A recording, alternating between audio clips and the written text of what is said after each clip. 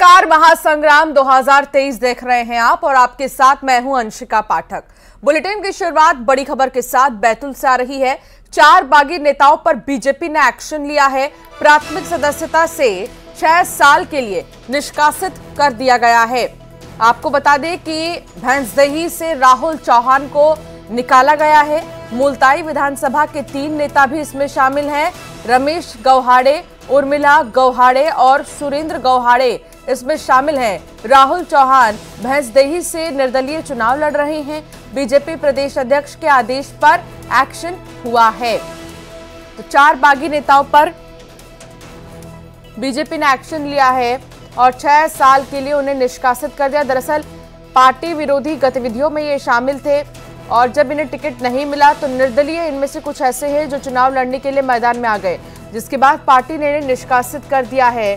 6 साल के लिए पार्टी ने निष्कासित किया है, बाहर का रास्ता दिखा दिया है।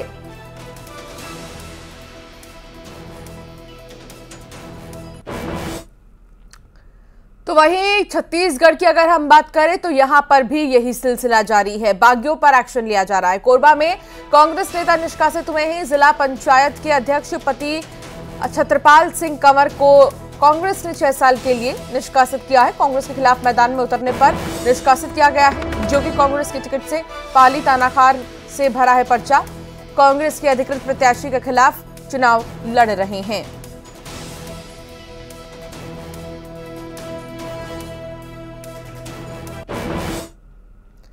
खबर श्योपुर से है, जहां कांग्रेस विधायक बाबू जंडेल के काफिले की कार दुर्घटना का शिकार हो गई है। गनीमत तो ये रही कि गाड़ी में कांग्रेस विधायक मौजूद नहीं थे।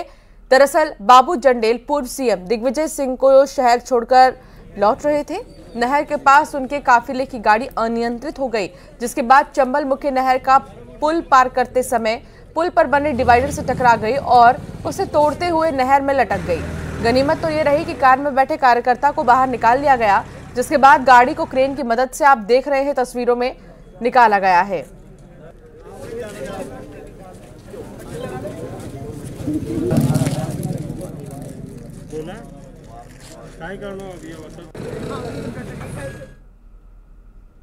सीधी में चुनाव के बीच बीजेपी प्रत्याशी का ऑडियो जबरदस्त वायरल हो रहा है। वायरल ऑडियो में बीजेपी ब्राह्मण कार्यकर्ताओं को प्रचार नहीं करने और पटेलों के साथ मारपीट विवाद नहीं करने की हिदायत दे रहे हैं। हालांकि न्यूज 18 इस वायरल ऑडियो की पुष्टि नहीं करता। बता दें कि इस सीट पर बीजेपी प्रत्याशी का मुकाबला कांग्रेस के पूर्व मंत्री कमलेश्वर पटेल से है। ऐसे में इस विधानसभा क्षेत्र में ब्राह्मण और पटेलों के बीच महामुकाबला माना जा रहा है।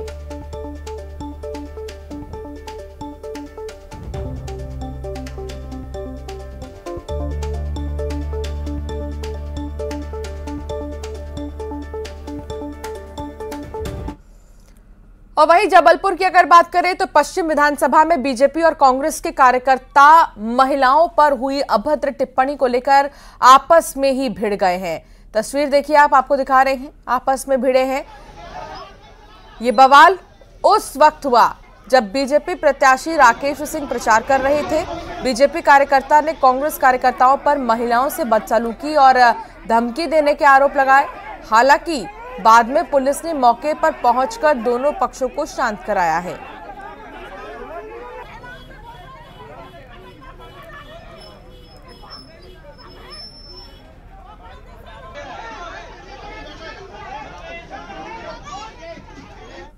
हमारे यहाँ की बहुत पुरानी कार्यकर्ता है संगीता गुप्ता।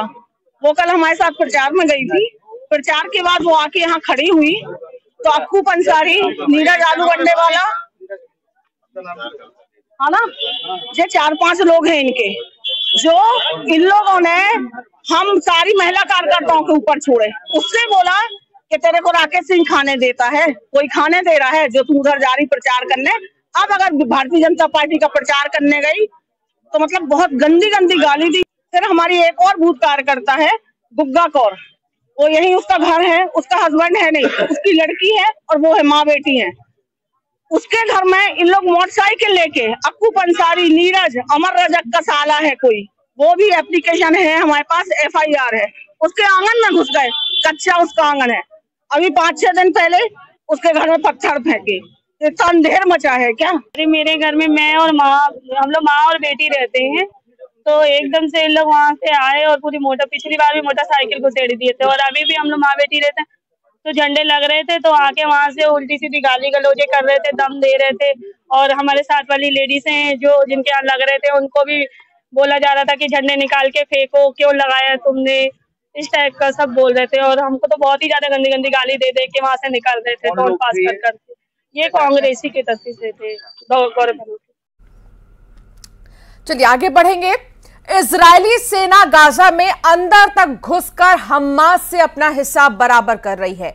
गाजा के ज्यादातर इलाकों पर इजरायली सेना ने कब्जा कर हमास के हौसले तोड़ दिए हैं। इस एक महीने में इजरायल ने गाजा में इतनी तबाही मचाई है जिसके बारे में ना किसी ने सोचा था, ना किसी को अंदाजा भर था। गाजा में इमारतें खंडहर हो चुकी हैं, हमास के ठिकाने मिट्टी में मिल गए। सुरंगों की अगर बात करें तो इजरायली फौज ने घुसकर हमास के आतंकियों को मारा है। एक रिपोर्ट के जरिए आपको यह मंजर दिखाते हैं।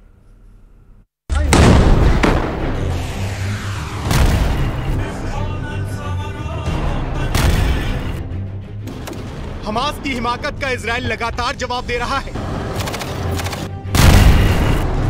हर घंटे इजराइल के बारूद से गाजा की जमीन लबरेज हो रही है। इमारतें खंडहर में बदल चुकी हैं, रास्ते राख और हजारों जिंदगियां खाक हो चुकी हैं। इजरायली सेना ऐसी आग बरसा रही है जिसे गाजा में पहले कभी नहीं देखा गया। हवा से, जमीन से, सुरंग और बंकर से इजरायली सेना के जवानों को जहां जगह मिल रही है, मिट्टी में मिला देने वाले रॉकेट को गाजा पर बिना निशाना साधे दाग दिया जा रहा है। इजरायली फौज ने हमास के हर छोटे बड़े लड़ाके को, उनके ठिकाने को खत्म करने की सौगंध खा ली है। गाजा पर 18,000 टन बारूद बरसाने का दावा किया जा रहा है। अल जजीरा के मुताबिक गाजा में हो रही इजरायली बमबारी से हर घंटे 42 बम दागे जा रहे हैं। 15 लोगों की मौत हो रही है, 35 लोग घायल हो रहे हैं और 12 इमारतें तबाह हो रही हैं। इजराइल और गाजा में धमाकों की गूंज सुनाई दे रही है। इजराइल की घातक मिसाइलें उत्तरी गाजा में लगातार हमास के ठिकानों को नष्ट कर रही हैं। इजरायली वायुसेना के लड़ाकू विमानों ने गाजा में करीब 150 सुरंगों पर हमला किया, जहां कथित तौर पर हमास के आतंकी छुपते थे। हमले के दौरान आतंकवादी संगठन हमास के ठिकानों को तबाह कर दिया गया और सुरंगों में रखे हथियारों को भी लड़ाकों के साथ ही दफन कर दिया गया। इजराइल ने गाजा में 14,000 ठिकानों को तबाह कर दिया। इसमें हमास के 500 से ज्यादा रॉकेट सिस्टम, 100 से ज्यादा कमांड सेंटर तबाह हो गए हैं। इजरायली सेना के मुताबिक वो हमास के 50 से ज्यादा टॉप कमांडर्स को खत्म कर चुकी है।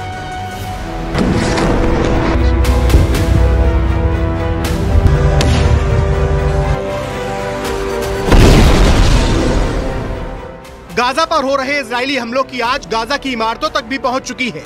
आंकड़ों पर अगर नजर डालें तो इजराइल की सेना ने 100 से ज्यादा एयर स्ट्राइक की है, जिसमें गाजा की 2 लाख से ज्यादा इमारतों को नुकसान पहुंचा है। न इजराइल की सेना रुकने को तैयार है और न ही हमास झुकने को तैयार है। दोनों के इस जंगी तेवर का अंजाम एयर स्ट्राइक, बमबारी, गोलीबारी, मरते लोग, तबाह होती इमारतें और बेघर होते बच्चों के साथ मरीजों को भुगतना पड़ रहा है।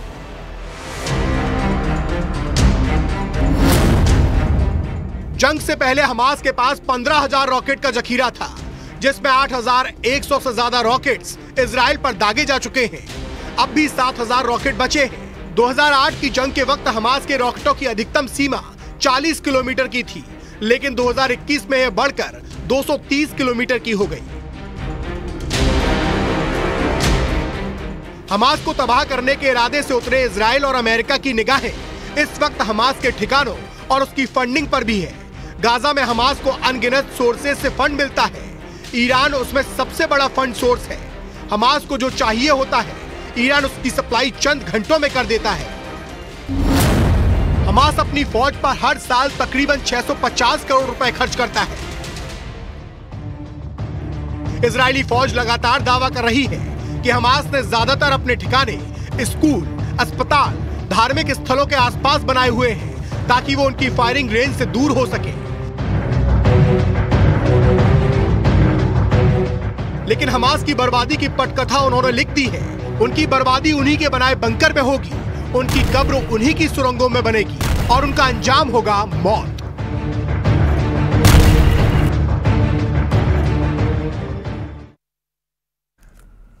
तो हमास अपने अंत के नजदीक पहुंच गया है, लेकिन इजराइल के लिए युद्ध का चैप्टर हमास के अंत से ही खत्म होने वाला नहीं है, क्योंकि हमास के बाद बारी हिजबुल्लाह की आने वाली है। हिजबुल्लाह को लेकर जो रिपोर्ट सामने आई है वो नेतन्याहू की चिंता बढ़ाने वाली है। उत्तर कोरिया और हिजबुल्लाह के बीच पक्की दोस्ती देखकर नेतन्याहू के साथ अमेरिका को भी अब आना पड़ेगा। ऐसे में इस युद्ध में परमाणु बम की एंट्री हो सकती है।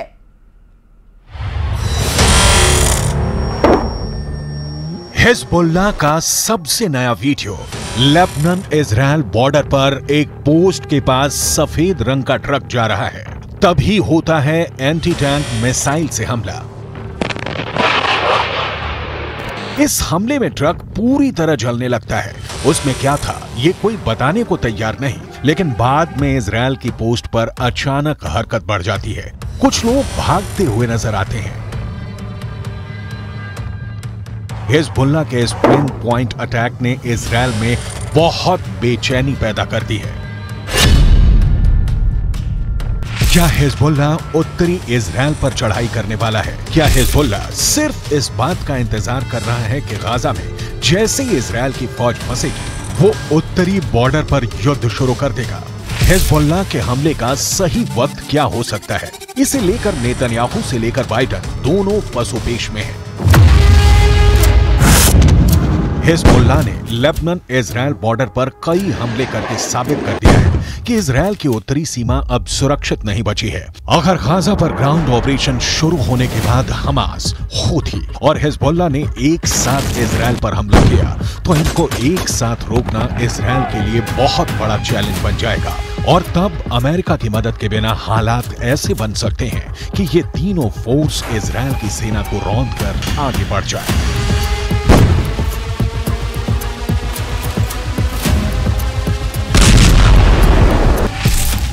गाजा में हमास के लड़ाकों की तादाद 40 से 50 हजार के करीब है। उत्तर की तरफ लेबनान में मिलिशिया हिजबुल्लाह की तादाद 1 लाख से ज्यादा है। इनके सामने इजराइल में एक्टिव और रिजर्व फोर्स मिलाकर 6 लाख से ज्यादा सैनिक हैं। ये आंकड़े बताते हैं कि इजराइल के पास 4 गुना ताकत है। القلق من إمكانية أن تذهب هذه الجبهة إلى تصعيد إضافي أو إلى حرب كاملة، أو القلق من أن تتدحرج هذه الجبهة إلى حرب واسعة، وهذا احتمال واقعي ويمكن أن يحصل، وعلى العدو أن يحسب له كل حساب।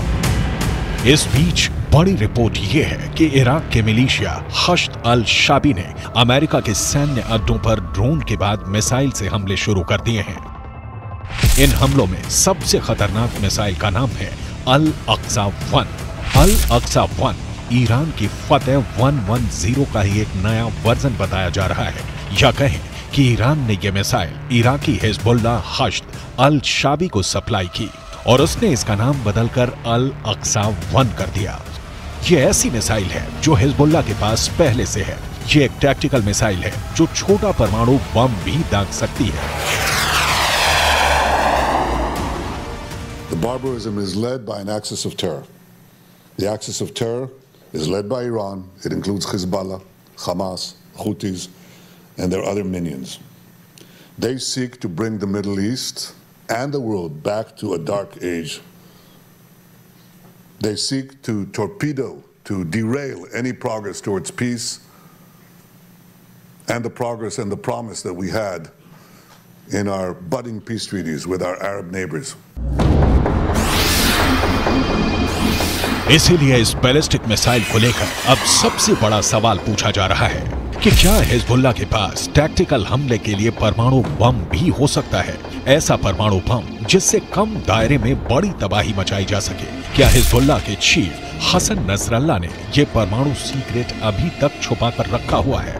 2006 में अमेरिकी कांग्रेस को दी गई एक रिपोर्ट में कहा गया था कि लेबनान की मिलिशिया हिजबुल्लाह के उत्तर कोरिया से गहरे संबंध हैं। उत्तर कोरिया हिजबुल्लाह को हथियार भी देता रहा है। इसमें रॉकेट और मिसाइल से लेकर बम और गोले भी हैं। उत्तर कोरिया के लीडर किम जोंग उन को हिजबुल्लाह का बहुत बड़ा फैन कहा जाता है। उत्तर कोरिया ने फिलिस्तीन का भी हमेशा समर्थन किया है और अब दक्षिण कोरिया से ऐसी रिपोर्ट आ रही है कि जो रॉकेट हमास और हिजबुल्लाह इस्तेमाल कर रहे हैं उन पर मेड इन उत्तर कोरिया वाली छाप लगी हुई है। इनका लॉन्चिंग सिस्टम 2014 में ही उत्तर कोरिया से सप्लाई किया गया था। ऐसे रॉकेट हमास को भी मिले, हिजबुल्लाह को भी दिए गए। इसमें 122 मिलीमीटर का कात्यूशा रॉकेट भी है, जिससे हिजबुल्लाह ने उत्तरी इजराइल पर हमले तेज किए हैं। सवाल है, हिजबुल्लाह और किम जोंग उन का याराना डेंजर मार्क के ऊपर जा चुका है और क्या इसमें कोई परमाणु सीक्रेट भी छुपा हुआ है?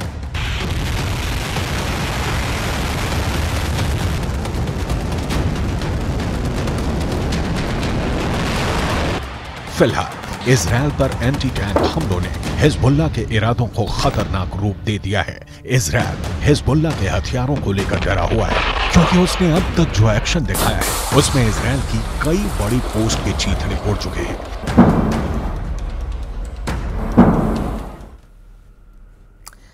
अब बात युवाओं के क्रेज की। युवा फेमस होने के लिए तरह तरह के रील्स बनाते हैं, इसमें स्टंट भी शामिल होते हैं। आगरा से एक नया वीडियो सामने आया है और इसमें युवा किस तरह अपनी जान हथेली पर रखकर स्टंट कर रहे हैं, देखिए आप भी।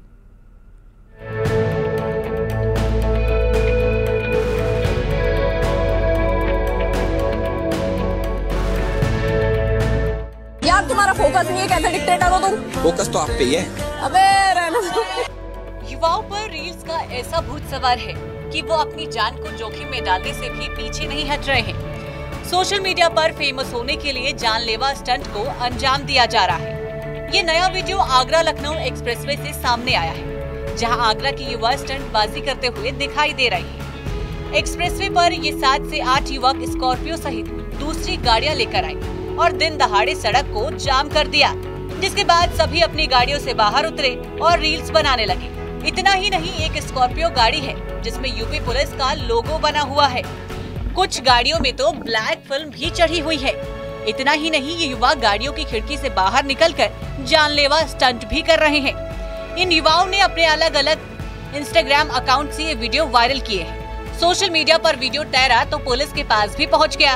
अब पुलिस वीडियो में दिख रही गाड़ियों की नंबर प्लेट्स के आधार पर युवाओं की तलाश में जुट गई है। इस पे एक्सप्रेसवे से लगने वाले थानों डाकी और थाना फतेहाबाद के प्रभारी निरीक्षकों को निर्देशित किया गया है कि इन गाड़ियों का पता लगाकर इनके खिलाफ एमबी एक्ट में समुचित कार्रवाई और सीजर करें और इन लड़कों के खिलाफ पर्याप्त विधिक कार्रवाई करते हुए मुकदमा पंजीकृत करके गिरफ्तार करें। वहीं महिला पुलिस का भी रील्स बनाने का सिलसिला नहीं थम रहा है। अब कासगंज से एक महिला पुलिस कांस्टेबल की रील वायरल हो रही है, जिसमें वो पुलिस की वर्दी में वीडियो बना रही है। अब पुलिस अधीक्षक ने मामले का संज्ञान लिया है, जिसके बाद महिला कांस्टेबल को सस्पेंड कर दिया गया है। विभागीय कार्रवाई की भी सिफारिश की गई है। Bureau report, news 18। यहाँ रुकेंगे एक छोटे से ब्रेक के लिए, खबरें आगे भी जारी रहेंगी।